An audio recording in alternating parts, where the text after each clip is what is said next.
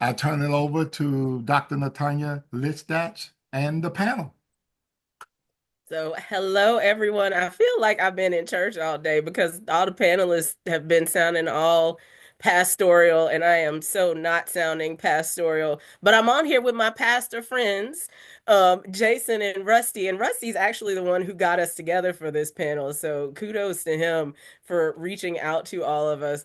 Just so y'all know, y'all been listening to some churchy stuff, and some of us are gonna cuss, and some of us are gonna fuss, and there's going to be some other things that have been discussed in this panel and not just some of the things that you've been hearing today. But I wanted to read the abstract so you know what you're getting ready to listen to. So the title of this panel is Harmonizing and or Polarizing Voices, Exploring Rhetorical Acts Through Various Musical Situations.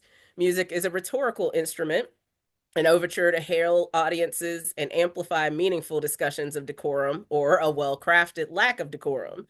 This panel will explore three musical situations viewed through the rhetorical lens to display examples of how musical consumers critically engage music's rhetorically generative potential. So, if you don't mind, since I am the chair and I have chair privilege, I'm going to let Jason go first and then Rusty, and I'm going to go last. 5 minutes before this, I was going to go last. 5 minutes before this, you told me I got to go last. No, you didn't. But that's what I assumed would You want to, happen. do you want to go last? You can. I'm just kidding. I don't care. I'm a preacher. I can talk anytime.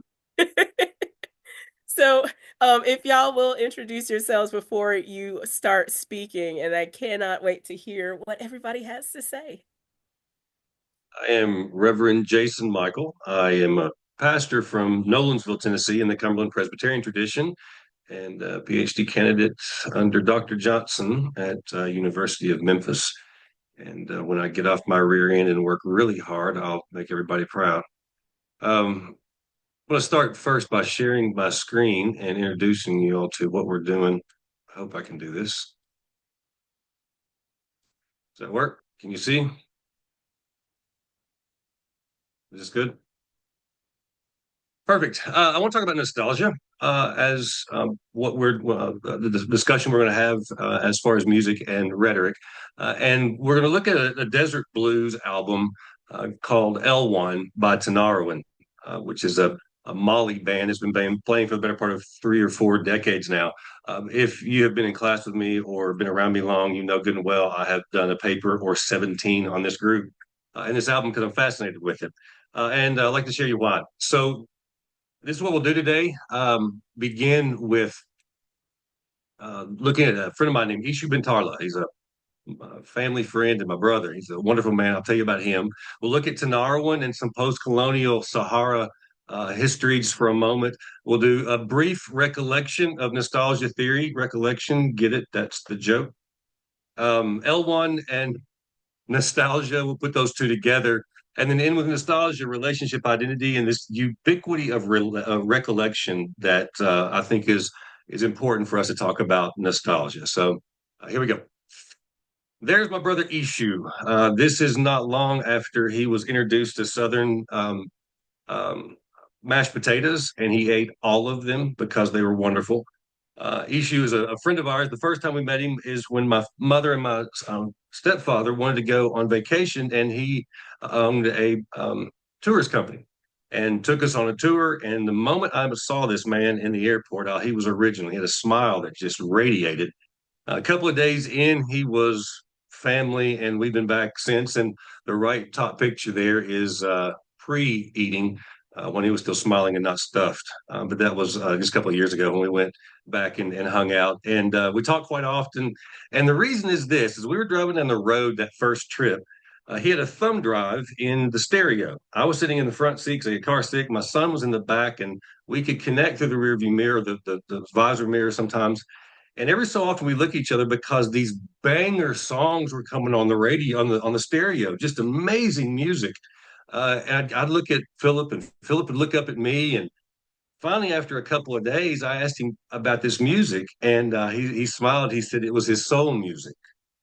And I didn't know what that meant quite yet, but I decided to investigate. So we left, we talked several times, many times since then, and he would send me music He likes country music. I told being from Nashville, I told him I was not responsible for his country addiction. So I did not send him any of that. But he sent me a lot of music. And one of the songs or one of the groups that he introduced me to was a band called Tinarwen.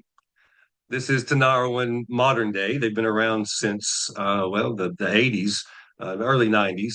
And this is the music specifically that captured much of my attention, and was something that was important to him because these are both from the Amazigh people of North Africa. And there are many different nations and peoples of the Amazigh, but these particular men are Tuareg. That's not what Ishu is, but they recognize each other as Ishu calls it, desert people. They all come from the Sahara or areas around the Sahara. And in a concert one time, the man in the blue there on the left, Ibrahim, the one that founded the group, met with Ishu and the others and spent a lot of time with him. And this became sort of his connection, Ishu's connection to the desert home that he had, because now he's in the city. He's doing what his parents did. He was a nomadic. He was going everywhere in the country to make money. And so he'd return in a way to that nomadic nature of the desert. And this group attached him to that musically. So quickly, the story behind the Tuareg people in Amazigh, you see the larger Amazigh populations, the Tuareg of that larger area, Mali, Niger, that region. And the music has existed there since this type of music, this desert blues, since the 80s or not, 80s, 90s. That began when Ibrahim, or the story began in the 60s during a rebellion in Mali and Niger by the Tuareg people. They were being demanded to be settled, and the way of life was coming to an end in that area. Desertification was causing pastoral livelihoods to go away. The settled lifestyles, social conformity, the marginalizations of the nomadic practices, the economic disruptions. French uranium mining is causing water tables to deteriorate. And all of this led to rebellions in the 60s, again in the 90s, 2000s, and in 2010, and still today. In the 1960s, Ibrahim's father was killed in front of him. He went into a refugee camp, and as part of that, found a guitar. Someone gave him a guitar. He made his first one, then was given a guitar. Listening to Western rock music and combined it with some of the music of his people and developed what was called the Desert Blues. And this became a band. As the 90s era Civil War rebellions happened, this music became the soundtrack of the rebellion. Ibrahim and others fought in the rebellion. The music was handed tape by tape throughout the culture, and it became, like I said, a soundtrack for the culture and for the time. As this is the area that to give you a kind of idea of northern Mali, western Niger, that is has the most activity, and there's still a lot of rebellion activity now among the Tuareg people, and there's several different forces that are fighting one another in the region. They the band Tinarwen was put the weapons down, but still make music that does the same thing it originally did. And I'll share this with you quickly. You can see the names, the English names under many of these: the desert people, desert, the traveler, water is life, which is a common phrase in that place because water is life in the desert. Companion, these others, and then it ends with it doesn't end. There's a couple of albums afterwards, but Tinarwen means elephant. And it's that one that we're going to look at in a moment because it has such a heightened nostalgia of the region. And it's named elephant because of the trampling nature of what's happened to the delicate thorns of the desert. And that's that name, Elwan. Before we get into that, let's look at just a little bit of nostalgia theory, kind of going back to the early and mid 20th century. Nostalgia was often seen as pathological, regressive, delusional. You're looking at something not, it's the rose-colored glasses, right? That's not exactly how it was, but we make it that way so that we can live in whatever safe manner that we choose to live in, thinking that that is that day. Lessing called it the poisoned itch, means when you scratch the itch of nostalgia, it just causes it to be worse. So that was kind of the early to mid 20th century understanding. Um, Later, the Davis came with an idea that there is discontinuity from what we have known in the world. And so nostalgia becomes the search for continuity. And so it started explaining a little bit rather than just dismissing. It started trying to understand what nostalgia is. Donald Hodges, though, called it reactionary and oppressive even to the 80s. But in the 90s and in 2000s, you start seeing it as a healthy and adaptive nostalgia versus a maladaptive and fixative nostalgia. A restorative nostalgia where you're trying to restore a time of the past, or reflective. How are we reflecting so that we might do more? Um, Still in 2010, Tia Davies said it's always to be suspect, but can be critically empowering. And so you have a structure for rhetorical structure for nostalgia that sort of makes it a thing that can be looked at in certain situations, but not a larger understanding of what it does in memory. Williams, though, in 1977 was the first to sort of back up a little bit on this and understanding as a larger phenomenon than just the specific types of nostalgia. And he called it a structure of feeling. And that as we reflect and look, it becomes the structure by which we get identity, understanding, and it becomes through a feeling nature.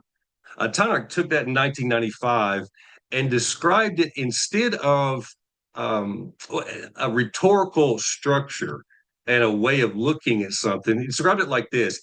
He said it should be unquestionably be challenged and critiqued for historical distortions, but equally recognized as a valid way of constructing and approaching the past, recognized as a general structure of feeling present in and important to individuals and communities of all social groups.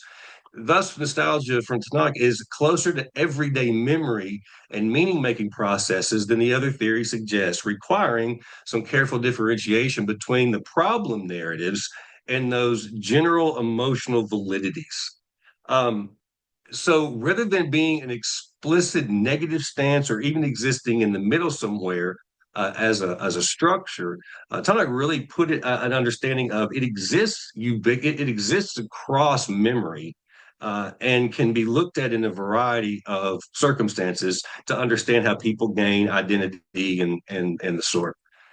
So returning to, I put at the bottom, there are some of the understandings of kind of phrases for the different types of nostalgia as seen in some of the research.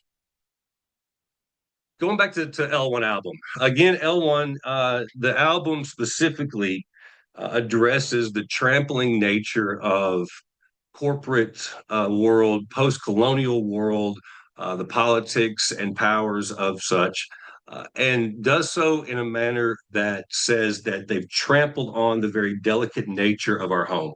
The nomadic people survived not in the desert, but on the fringes of, where you went with what was growing in certain areas, where the wells were that produced certain water at certain times. And my friend Issue's parents were nomadic until the oldest brother was born, and mom said she was not doing that anymore.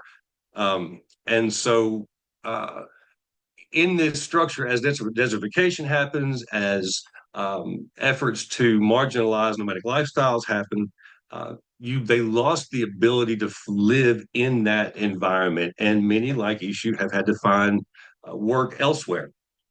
So much of the Elwan is not looking to restore a past moment, but to reconcile it so that identity can be kept, even if I'm not in that place anymore. There's some obviously some critical regionalism exists in this. But for instance, in the first song, we see before we march to the hills, and I will not torture these names out of respect for them. In a desert where shady spots can easily be found, we went by the hill, making our way towards this city to be there at dusk. We're the companions of Tinarwen, and not like those who speak ill of others. Tinarwen means the desert boys, and it includes, it's a collective. And really, when they talk about the companions of Tinarwen, they're talking about everybody in this group. And I looked at that and I started looking at the nostalgias that existed in all these names. And I thought, there's not one that's called resistance nostalgia, but that's what this is. We can do this in this place, and you can, and we can resist that idea of engaging with the world in any way that is not how we choose to do so. And so there's this resistance that involves in so much of the nostalgia of that first opening song. The second one called I Question You. Tenari Desert, he's speaking to the desert, that's Tenari. Can you tell me of anything better than to have your friends and your mount and a brand new goat skin watertight to find your way by the light of the four bright stars of heaven, to know how to find water in the unlikeliest of places, and to enlist the momentum of the wind to help move you forward?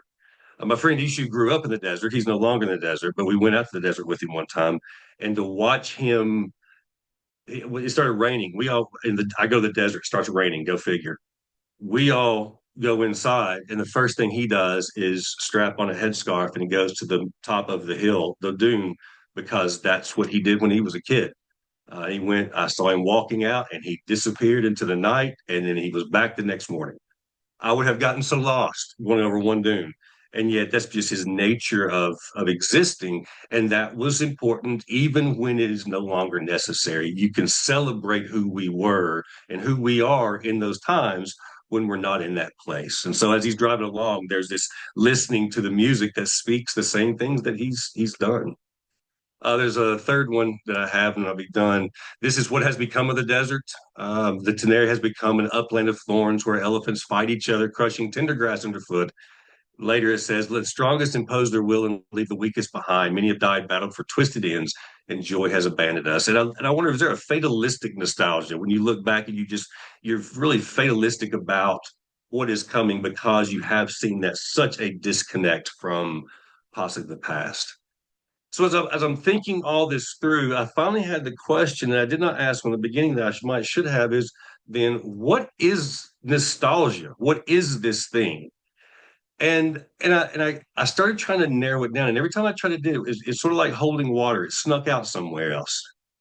And I recognized that even in my choice of study, what I decided to research, what I decided to know more about, I did so based out of nostalgia. I had a disconnect from that wonderful first week that we spent, man, hanging out and seeing this place I'd never seen before, and the exotic nature of whatever that you see, and then the relationship that was built between Ishu and I, how much we care for one another, and he cares for my family. And my stepfather passed away. The note that I got from him was just so passionate, and he's trying to come visit, and we have this thing that's built because of nostalgia. And I started understanding and thinking through this notion that maybe there is no memory that does not have some sort of nostalgic function, because we're always disconnected from that anyway. And if there's that disconnect that happens, in what manner are we manipulating our past understandings or using it or retrieving it, as some would say, in order that we can then address our present and our future? So, is there such thing as nostalgia, or is it simply part of the memory, part of the identity making that we do because of those memories that we exist with and that form us? So that's what I got, and I'm done. How long was that? An hour? You didn't even reach 20 minutes, so yeah, you're good. I'm a preacher. I didn't go over. Talk about it.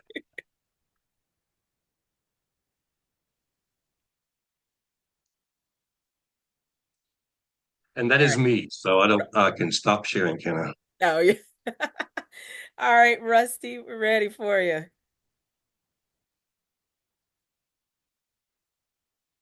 Okay, give me just a minute to pull up here. Let's see.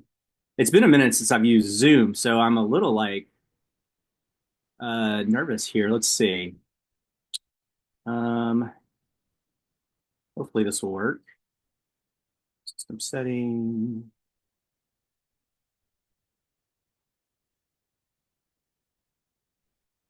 Okay. Let's see.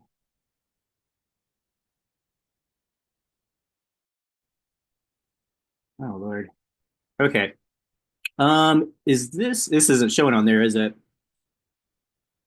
Okay. Give me 1 second here. Let me try to get this to display. I might just have to wing it. I'll have to give you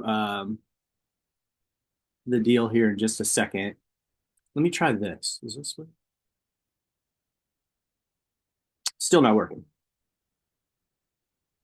Okay. So, can I be real with y'all for just 1 second?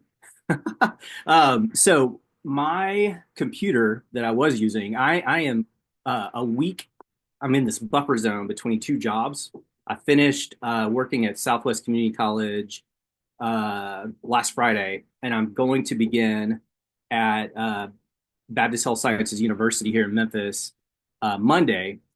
But that means I'm without an actual laptop, and the laptop that I had my presentation on was turned in last Friday, and so I didn't realize that it wasn't backed up onto my Google Drive until about 2 hours ago.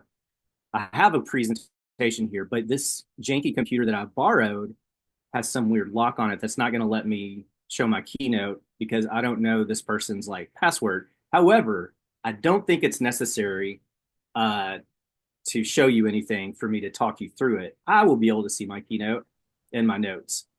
Or if you want to email it to one of us and then I can go and then we'll try to do it that way. Or we could do that. Okay. Why don't you email it to Jason and then that way Jason can share his screen. Okay. Yes. Thank you. Thank you. Thank you. I'll do that right now. Sorry about that. No, listen, we all sitting here enjoying each other's company. We good. Don't even worry about it. We are all Natonya Listach is what it boils down to. Well, I figure it's a religious conference, so grace should abound, hopefully, here. All right. I'll go ahead and share mine. I'll go ahead and see if I can get mine pulled up. So hopefully we'll see how this works. Because mine is wanting to act up too.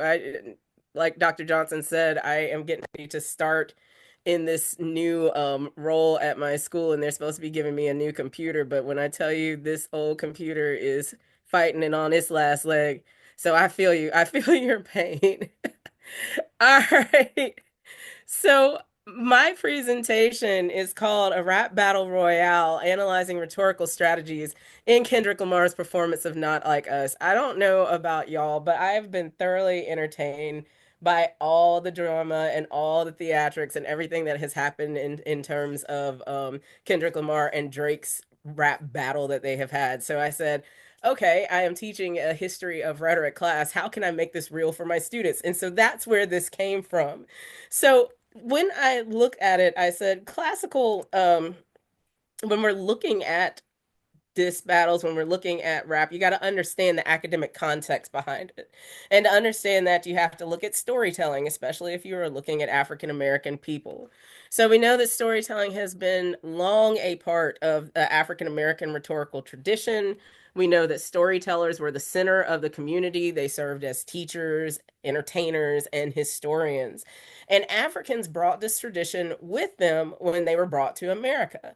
So if we look at Mavema's 2016 article, Bigger by the Dozens, The Prevalence of Afro-Based Tradition in Battle Rap, it says, thus, when hip-hop culture came to life in the late 1970s, although it may have seemed a novelty to the unwitting eye, it was merely a continuation in the African American wordsmith culture and a manifestation of its marginalized existence.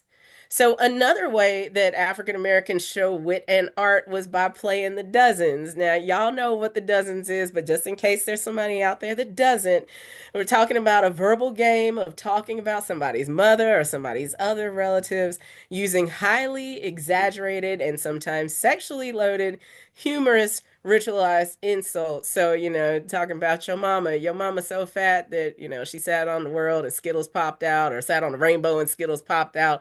I have never been good at any of playing the dozens, but I do have some friends who are some really good wordsmiths. So a natural extension of this wordplay was to add it to rap and name it battle rap. So in 2022, De'Aaron M. and Diana Watkins Dickerson, in their article, A Call and Response to Battle Rap, Note that battlers adopt a broad range of criteria as a means of appealing to judges, or more importantly, the general opinions of the live crowd and the streaming audience. So this is how they go about winning the battle. So what I decided to do was look at the Drake and Kendrick Lamar rap battle to analyze its significance. In order to understand that, you of course have to go to the historical context first. So you got to look back at how they began their relationship. And Drake and Kendrick Lamar were actually friends. They were collaborators at first. You look at how they collaborated on a few of the songs that they had. So first on Drake's song Buried Alive interlude in 2011. Then you see they had Lamar's song Poetic Justice, that was in 2012. Then they were also collaborating on Drake's show, his performance for the Club Paradise tour in 2012. And Kendrick Lamar was the opening act for that tour. I don't know what happened. But after that, after 2012, that's when that friendship started to kind of fade out. So the diss starts and the beef begins. The first diss that we see was in 2013 when Kendrick Lamar dissed Drake and other rappers on the song Control by Big Sean. And Kendrick Lamar actually said, that this was just friendly competition. In response to that, Drake released The Language, which Birdman actually says was not about Kendrick Lamar, but Kendrick Lamar said it was about him. From 2013 to 2022, we have this line of small disses. So we have them in the following songs. So Kendrick Lamar's songs, Pay For It, King Kunta, Dark Side Gone, Deep Water, The Heart Part 4, Father Time, and Family Ties. But then you see it coming back in some Drake songs. So Drake had a song called Shit. He had a song called Used To. He also had a song called 6 p.m. in New York.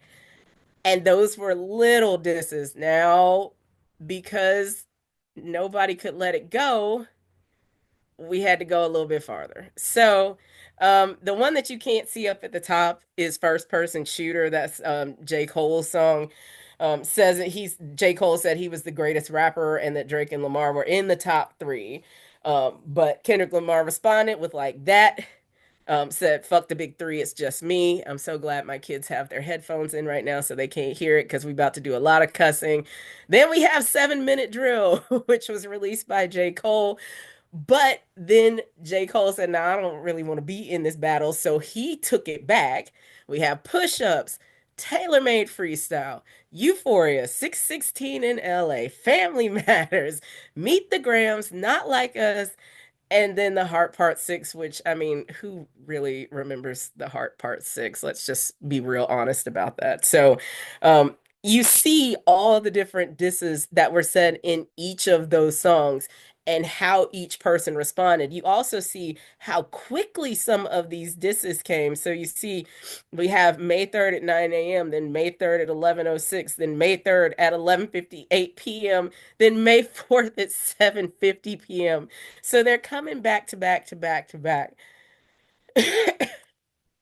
But Not Like Us was the one that stood out, right?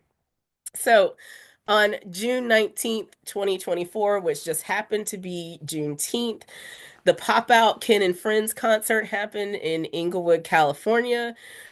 This, of course, the pop out is a reference to the line, sometimes you gotta pop out and show niggas. So also, the music video for this song was released on July 4th, and this is really seen as the knockout punch to Drake. So, since, like I said, I am a rhetorician, I decided to look at this knockout punch through a rhetorical lens to see why this was considered a win. So, for rhetorical context, I decided to look at this through Knowles Borshaide's Paradigm for Classic African Orator, Instrument for a Scientific Revolution essay, which, if you have not read it, please go back and read it because it is wonderful. Classical African oratory has 5 elements. We have the caller and the chorus. We have spiritual entities, nomo, which is the word, responders, and spiritual harmony. So, when we're looking at each of these for definitions, the caller's job is to initiate the speech ritual. Their job is also to present solutions to social political problems, and to invoke the spiritual entities to come into the situation. Then when you look at the chorus is really kind of like, if you're, since we've been in church all day, if you're looking at like the deaconess and the deacons who are sitting on the side, who are the ones who are supposed to hype up the pastor and be like, preach, pastor, tell the word. They're the ones who are bearing witness to the truth of the word. So they're really what we consider the hype men and the hype women. And their job is to help legitimize whoever the caller is. In order to understand the spiritual entities, you got to understand that they are the ones who serve as judges, witnesses, and enablers. So we have Creator God, we have lesser deities, angels, the Holy Spirit, ancestors, the living dead, and the living unborn. These are all considered part of the spiritual entities. We have Nomo, and when we're looking at Nomo, the definition, which is one of the most beautiful things I've read, it's one of my favorite definitions of all times. The word pregnant with value, meanings drawn from the African experience, which, when uttered, give birth to unifying images that bind people together in an atmosphere of harmony and peace. Then you have the responders. The responders are those who are in the community who are coming to participate in the event. So that's why we can consider them the audience. And their job is either to voice their approval or voice their rejection of the message. And then finally, the goal is to achieve this spiritual harmony. So an interaction of the four components, and it's implementing solutions, achieving harmony. When it says in the essay, when harmony is achieved, the rhythms and vibrations imparted by the spirit envelop the participants, please excuse me, within a capsulated moment suspended in time and space. So I want to just kind of show exactly how these are put together, because it's not that, you have to have this one that works to the next one that works to the next one. All of them work together to bring apart or bring together this rhetorical action. So how does this work with the performance that we saw at the pop out? Well, while the Kendrick Lamar and Drake rap battle may not seem like an event that's aimed at achieving spiritual harmony, it does fit into the classic African rhetorical paradigm. And it was a successful event. If we want to look at it, we can say that the caller was Kendrick Lamar himself. The chorus was those people who performed in the concert. There were over 25 different performers who were in this concert, and all of them worked together to bring this act together. We have Nomo, and in the use of Nomo, I look specifically at rhythm, repetition, and call and response. So you listen to the use of rhythm throughout the song, you listen to the repetition of specific phrases throughout the song. So, I mean, they not like us. That's a chant that we say all the time, right? We still see TikToks of people dancing to They Not Like Us. We see, or we hear him say, he a fan, he a fan, he a fan. There's a lot of them in there. And we hear call and response in the actual song. So you hear him say stuff like, let me hear you say, OV ho, right? You're supposed to respond, call and response. We also see the responders. So the crowd was a major part of this. One of the things that you have to understand about why this was a successful rhetorical event was the fact that the crowd kept asking for more encores.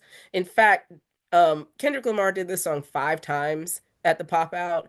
And each time the performance happened, there was more energy and there were more participants than the last time. The crowd really never got tired of it. I think he just finally was like, okay, we got to stop. And finally, they achieved spiritual harmony. So the audience was unified.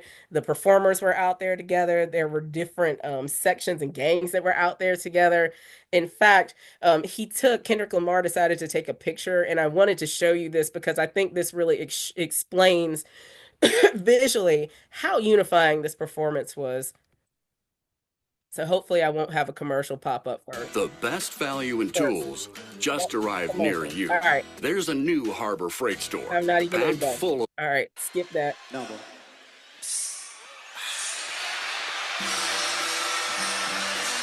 Who is he? Who is he? I busted on a beat, hope people, any rap nigga here. Man down, call it ambulance, tell them please, bro. This is the fifth performance. This is the very last performance. So you can still see the crowd is still hyped up. Everybody's still standing up. But I want to fast forward it because you can see throughout the performance, more and more people come out on the stage. Everybody's still hype. Everybody's still happy. Everybody's still interacting peacefully with each other. And then you get to the end and this happens.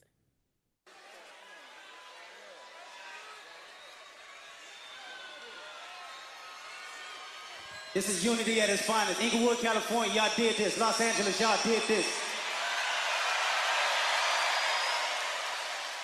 This shit make me proud than a motherfucker, man. Y'all just don't know this shit get me emotional, dog.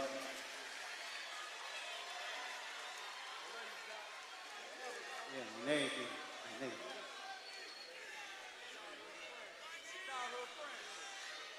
We done lost a lot of homies to this music shit. A lot of homies to some street shit. And for all of us to be on the stage together, unity from each side of motherfucking LA, Crips, Bloods, Power Rules, this shit is special, man. We put this shit together just for y'all. I'm talking about at rehearsals, niggas is showing love and respecting each other. And this is exactly how all our fallen soldiers want to see it. They can't say we can't do it. What you say? They say, yeah, that's right, that part. Hold up, we ain't done, hold up. Fuck that, stay right here. We gonna sit out here all motherfucking day. This shit, no, man. You know, no, man. I don't know if you want to the world out there that don't know what's going on. I don't know what you, I don't know. The individuals on these stages, man, yeah, come on, man. Y'all don't know how we put this shit together, man, and it's unity. Y'all just don't know, man.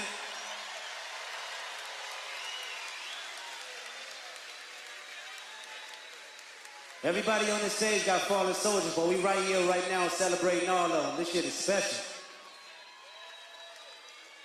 All right, I don't want to play the whole thing, but if you have a chance to ever see all the performances, they get more hype and more hype and more hype as it goes. So, as Kendrick Lamar said, sometimes you gotta pop out and show niggas. And even though Drake might not have felt the unity, Lamar's performance of Not Like Us at the Pop Out concert successfully showcased Knowles Borrachade's classic African rhetorical paradigm.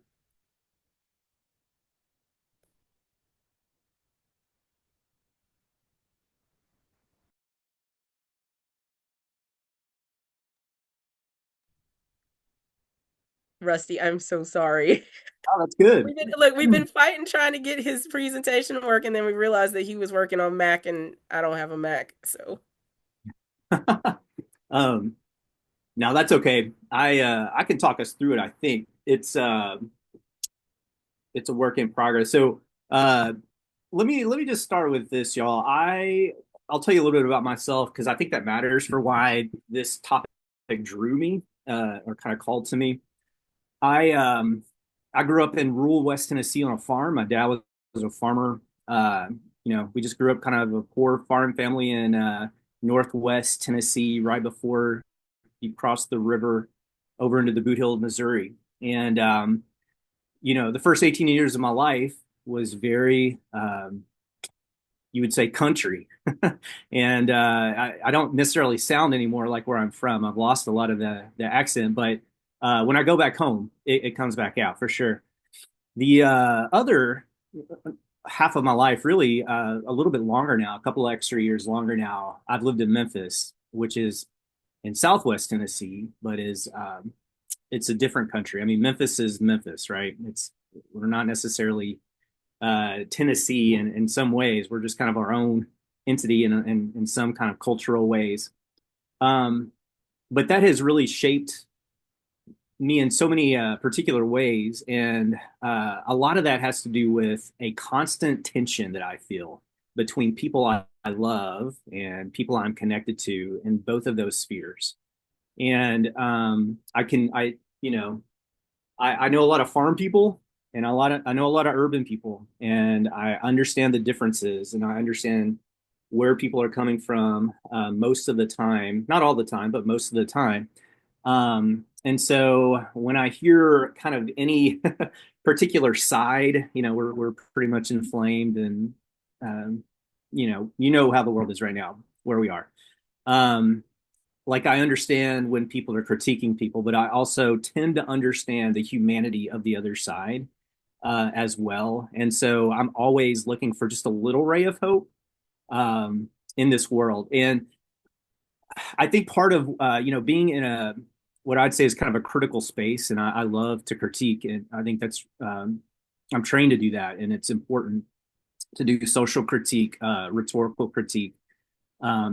I am also someone, I don't know if it's just in my nature or just my refusal to just give in to cynicism at all. I want to so many days, but my refusal to do that, I'm always looking for a little ray of hope somewhere, that there is something still possible, rhetorically speaking, that can help us instead of hurt us. And so at the risk of sounding, cliche or like I don't see the obvious evils that lurk, I promise you I do, as best I can. I want to talk about something that we'll get at the attention, but also ultimately maybe just highlight just a brief moment of hope that I saw last year happen on the TV screen, and talk about the tension I feel with it, but also why I think it was kind of an interesting moment of unification and hope.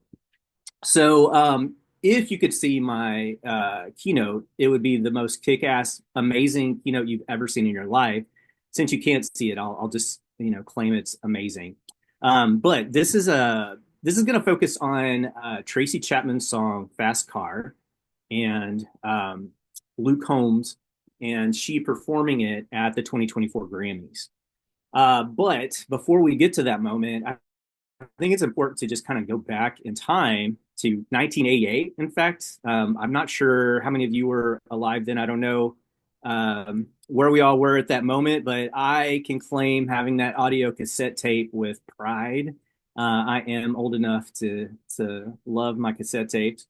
But let me just give you a little bit of background on the song in case you aren't as familiar. So the song debuted in April 6, 1988. So, I mean, we're talking a good solid 35-ish years this song has been with us, and it hasn't gone away. Like, it's been hovering in the background of culture until it's resurfaced in prominence in the last couple of years. But it's never gone away. It's always, I mean, if you're on the radio, you're going to hear it eventually throughout your week, most likely. It had award nominations for Record of the Year, Song of the Year, Best Female Pop Vocal Performance of 1988. It had an MTV Video Music Award nomination for Best Female Video that year. And then it got another surge of notoriety and significance because at Nelson Mandela's 70th birthday, she came out and crushed the song. She wasn't necessarily planning on performing when she did, but there was another act and there was a fluke that happened. And oh my gosh, I'm drawing his piano player. I can't think of his name right now.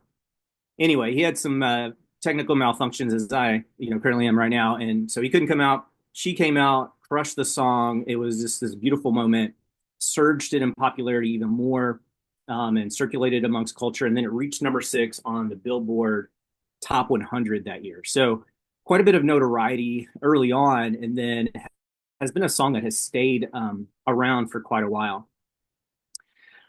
So to kind of just give us a little bit of a rhetorical frame for this song, I've always been fascinated by songs that have staying power. A lot of songs are just kind of here today, gone today type things, so it has to be a really special song for people to want to hear it decades later. And this song it's stayed.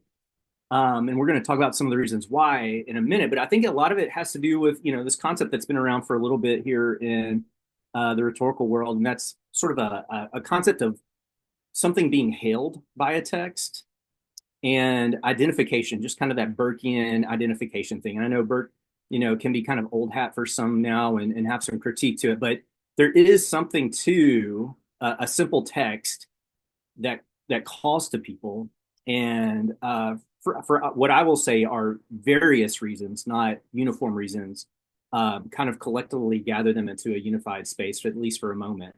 So I'll just read from Kenneth Burke's Rhetoric of Motive, just a quick quote. For one need not scrutinize the concept of identification very sharply to see, implied in it at every turn, its ironic counterpart, division. Rhetoric is concerned with the state of rhetoric is concerned with the state of Babel after the fall. Rhetoric is concerned with the state of Babel after the fall, when there's this disunity, there's this confusion, there's this breakdown of something significant. And something about this song appeals to a broad array of people.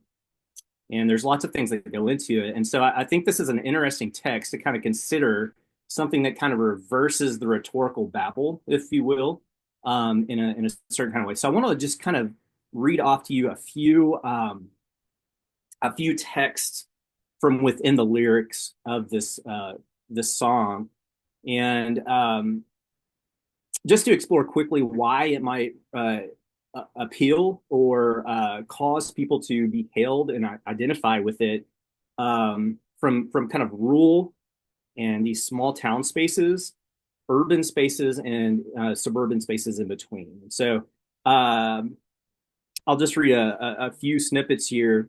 You got a fast car.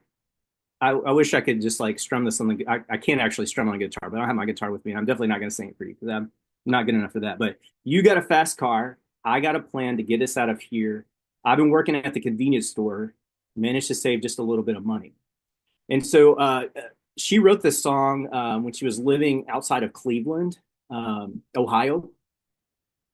I don't know that it's like autobiographical in like a very strict sense, but it was inspired by personal, just the struggles of being from a small town. And as someone who lived and grew up in a small town and where you don't have a lot of resources and everybody are just kind of scrapping to make things work, there's a reason that this would appeal to a rural audience who finds themselves in a socioeconomic challenge. And this is kind of a narrative or a story that she throws in. See, my old man's got a problem. He lives with a bottle. That's the way it is. He says his body's too old for working. His body's too young to look like this. Mama went off and left him. She wanted more than life from life than he could give. I said, somebody's got to take care of him. So I quit school, and that's what I did. So you feel this weight of responsibility that this character she's singing about has to make things work, not only for herself, but for someone else. And just this sense of, I want to escape. I can't bear this burden. I want to be somewhere else because I want to be somebody. Like I want to be somebody myself, right? So moving on, just cross the border and into the city. You and I can both get jobs and finally see what it means to be living, right? Just this idea that there is something out there. If I can get enough agency up, I can recreate my life in this other space, this urban space. There's potential there. There's jobs there, hopefully. There's a space for me to recreate myself into what you'll ultimately say, be someone, right? And then ultimately, you got a fast car. We go cruising to entertain ourselves. You still ain't got a job. So the person she took off with ain't mounting to much. And I work in the market as a checkout girl. I know things will get better. You'll find work and I'll get promoted and we'll move out of the shelter and buy a bigger house and live in the suburbs. So there's this other space that once they're in this urban context and realize it also kind of sucks here in some ways, right? Like there's struggle, there's poverty, there's challenges with being able to get access to the things that we thought we were going to get access to, this kind of urban promise of success and upward mobility. And so maybe the suburbs are going to have something for us. Like maybe we can scrape up, maybe we can buy a place there, maybe we can make a better space there as well. But all throughout this song, there's this yearning in rural and urban and suburban spaces for something, a way to be someone, to be someone, to be someone, right? So fast forward about 35 years, and then you have Luke Combs, who decides to cover this song. Now, this song, when this is released, is met with some amount of, adversity, conflict, disgruntledness, right? Because we have a white man in the country music space who has now taken a song from an African-American female, excuse me, part of the LGBT community, and has now become, it's kind of become a success point for this white man. And so there's contention there. In fact, there is a quote, Emily Yar in the Washington Post after Tracy Chapman becomes the first Black person to win Song of the Year at the CMAs because of Luke Combs, putting the song out. She in the Washington Post writes, this fact is clouded by the fact that as a Black queer woman, Chapman, at 59 at that moment, would have almost zero chance of that achievement herself within country music. And so pointing out the obvious that as a genre and as a I guess an institution, right? This has been a challenging space for African Americans and African American females in particular. Now, within that kind of framework, though, something happened that I was surprised by. They performed this song at the Grammys together last year, 2024. And I can't remember if I knew ahead of time that they were going to do this or not. It's kind of a blur now, but I remember when they started singing together, it was Tracy Chapman first, and the spotlight was on her. The panel was close up. She was the focal point. And she started the song off with her, that riff on the guitar, bringing the song into being. And then it became kind of a back and forth between her and Luke Combs, performing the song together, joining in on the chorus together, but sharing the lyrical load. The thing that kind of surprised me, and I guess in a good way, is the response after their performance. Because if on my social media, because of my personal experiences, I have very rural, very right wing people that are in my feed, and I have very progressive, very open-minded, very forward-thinking people who are in my feed. And on any given day, the things that they are posting are diametrically opposed. And so after this performance, though, the thing that surprised me was most people from across the spectrum were like, damn, that was a really good thing. This was a really nice performance. I was not really expecting that, just because the context, the song being distributed in, that conversation had already been there for a few weeks. But there was something within that moment, that performance, that resonated with a large swath of people. And that's the thing that I was wondering about. And what I think we have to deal with is that there is a tension here. This can't be a purely holy or purely perfect moment of absolute unification, because the broader context is complicated, as I've noted. However, the thing that I think there's two levels of potential for kind of a rhetoric of hope, I guess, a performative hope, in a good way, not in a bad way, is the text of those lyrics, as I've already stated, are this sort of universalizing struggle that makes it clear that there's not a place where struggle doesn't exist. There is no easy road to travel, right? There is no easy context. The second level is the performative text. I don't know, the producers behind the scenes, what their plans were, but the way it came across, generally speaking, is that Tracy Chapman was the focal point, and Luke Combs was there as this sort of what would you say, a fan who got to perform with a person who, in an interview, he said, this is one of my favorite song before I knew what favorite songs meant. I've just always loved the song. He had in an interview before the performance, this was noted as an incredibly important song to him. But really within that, if you watch, and I'm sorry, I'm not able to show you the points in the video that I'm wanting to show you, but there's this deference by which he performs, where he keeps looking over and is kind of like, damn, I can't believe I'm in the midst of performing with this person who created this amazing thing that means something to so many people. I think if the spotlight was more on him, it would have just inflamed the problematic nature of a white man using an African-American female text from in all kinds of ways. So I want to just kind of read a couple of quotes here that, well, let me just do it this way. So when Bird talks about identification, he talks about identification and division, right? And there is some problems here with him taking hold of a song. It is a white man in a notoriously complicated industry for people of color, the country music industry. Historically, right, most any institution has profited off of the work of people of color.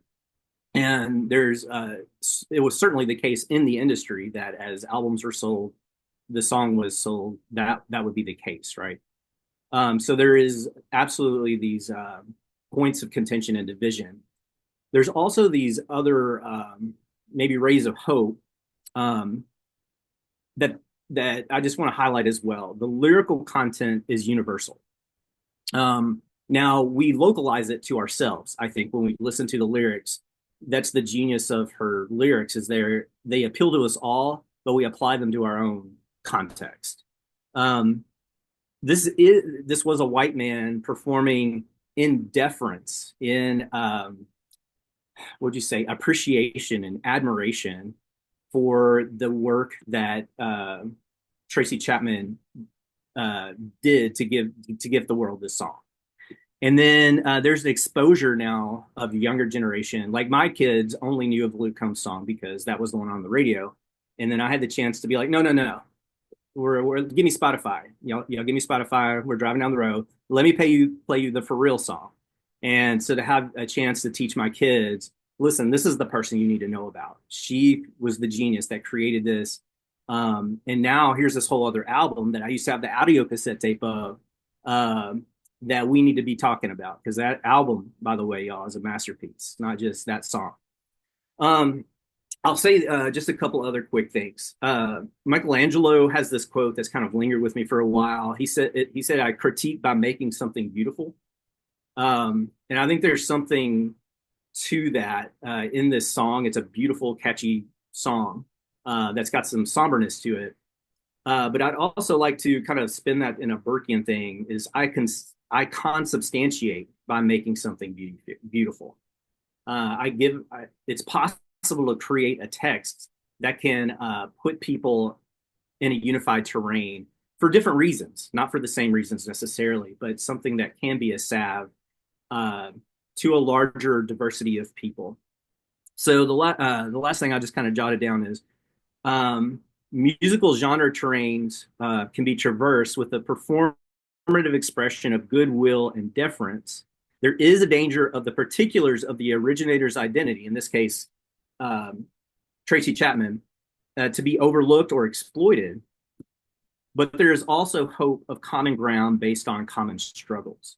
And so I don't want to have like kind of a flippant hope that I talk about here. I want it to be contextualized in the tensions.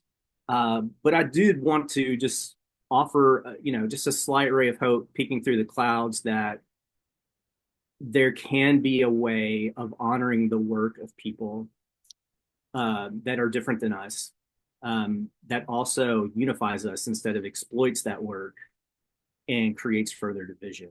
I don't know that it gets there perfectly in the industry, but that performance kind of took me by surprise for a second. So I just wanted to critically think about that without giving an exhaustive answer to all of the rhetorical details of that, but just to open it up to the complications, good and bad, for it.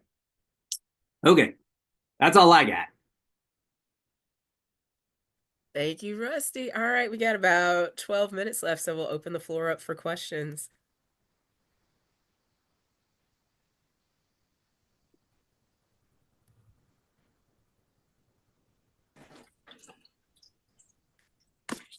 Go for it. Hi. So I had a couple of questions.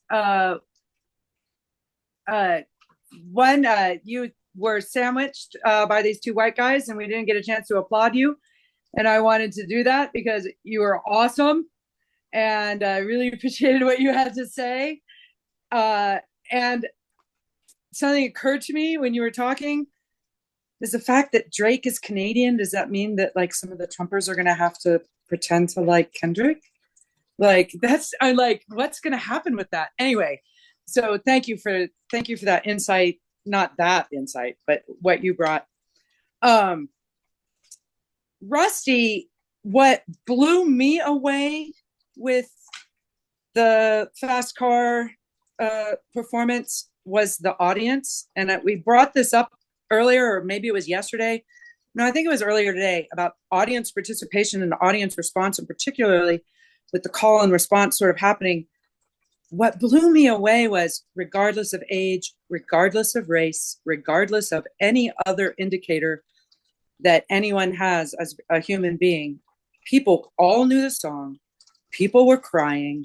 People were standing up. People were visibly struck by that moment. And I think you're right that there's something to follow in that. So, Jason, I do climate justice work from a faith-based perspective. And I appreciate your take on nostalgia, because I have been deeply worried that nostalgia will kill us. I'm wondering how many times we will rebuild Miami before we figure out that we can't do that anymore, right? Like, and I'm talking the next 15 to 25 years.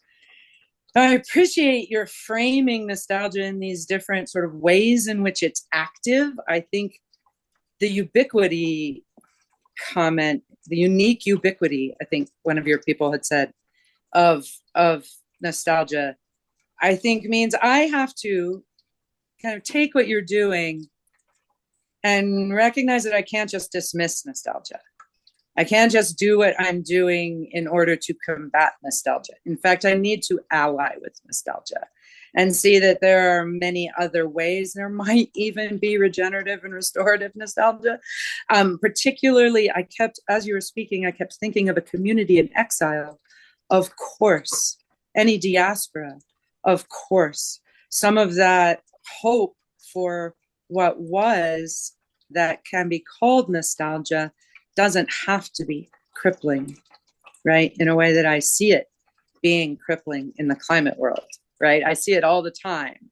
People not being able to move forward because they can't let go of what was. So my area of study is around grief and lament and nostalgia, and sort of breaking through those things so that we can move towards climate adaptation rather than rebuilding what hasn't worked for us. I appreciate your bringing these nostalgic images, and maybe there's something in there about nostalgia for a community in exile. I think we all have some points of exile.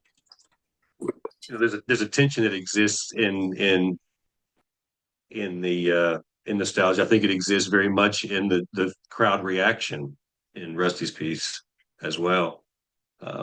But I was in a Sunday school class kind of thing, and I was talking about, it was during Christmas season, Advent, and I was speaking to some of the really tough Christmas stories, like killing all the 2-year-olds in a town because I'm angry, like get rid of the king and all this kind of stuff.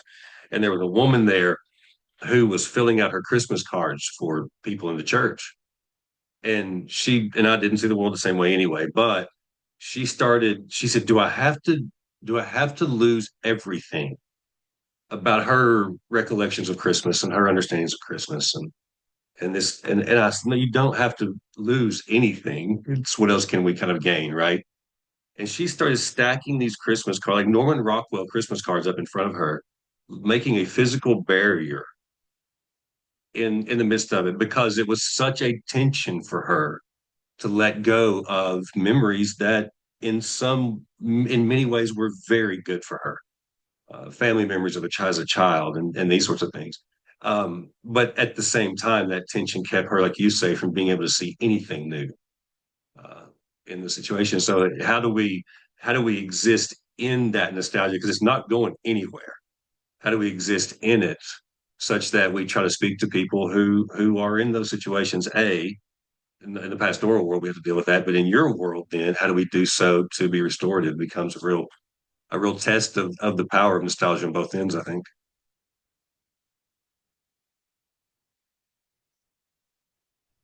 We still got time for one or two more questions, or Rusty, if you wanted to respond. And also, thank you.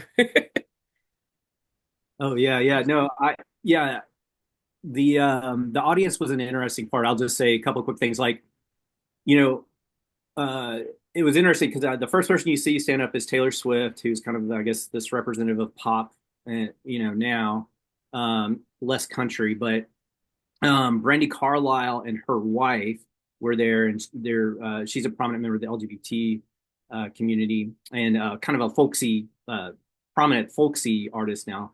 Oprah stands up at the end and just gives this big ovation. So there's this interesting dynamic there. Of course, these are all very wealthy people that are there. So, you know, there's an interesting dynamic there with that. But there was a clear, like, I mean, it just pinged around the room to different people, and it was very clear that the camera people were trying to get at all the different kinds of people that it was resonating within the room. So yeah, it was fascinating to kind of watch that unfold.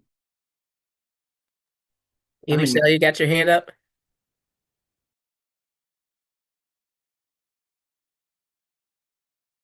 Sorry, my audio didn't want to come back on. Is it, am I pronouncing this correctly? Is it Dr. Listach?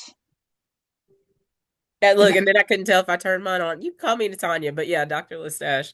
Oh, okay. I had a question for you. Yesterday, there were some conversations that happened, even in kind of post-panel conversation like this one, around what does it mean to do justice by excluding people?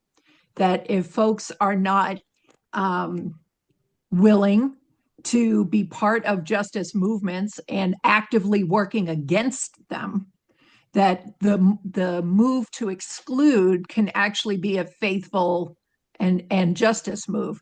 And so I'm thinking about how you were talking about the unity around Kendrick Lamar's work in the very space where he's going after Drake. So that there's an exclusion happening and a unity happening at the same time for perhaps a larger purpose. And I wondered if you had thought about that, or if you would just offer a comment or two about that if you wanted to. To be fair, I have not thought about that. Oh. The closest I've gotten to that is kind of looking at the Super Bowl example of when he did the performance there, and it was, one of the last songs that he did. And as soon as he did that, of course, the NFL naysayers that are already hating on everything that's not, waspy were like, oh, we knew this was going to be a bad thing, and this performance was terrible. But, you still saw unity and unification through his performance in that too. So, yeah, I haven't thought about that, but that's interesting. Thank you for your presentation. We still got time for probably one more question, looks like.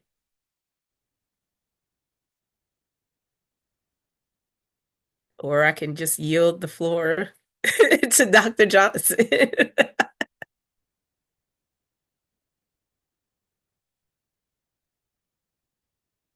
All right, Dr. Johnson, I guess it's back to you, sir.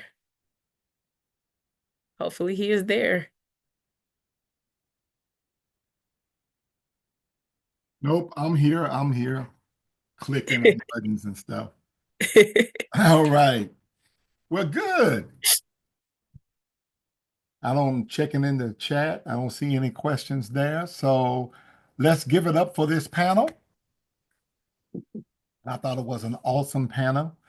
And Next up is our last panel of the conference, Confronting Toxic Christianity.